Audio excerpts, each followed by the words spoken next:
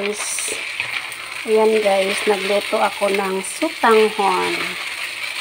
Yummy. Ayan guys. Delicious. Ayan.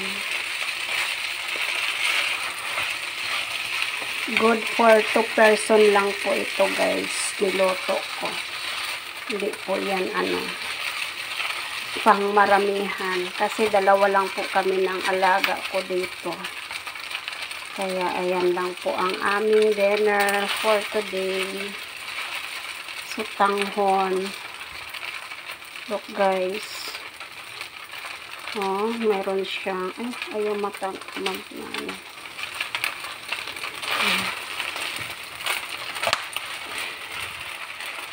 So yummy na po yan guys.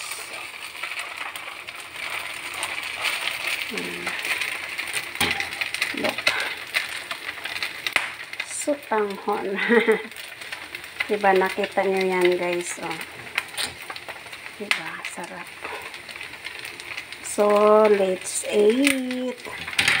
Thanks for watching. Bye. God bless and have a nice day everyone.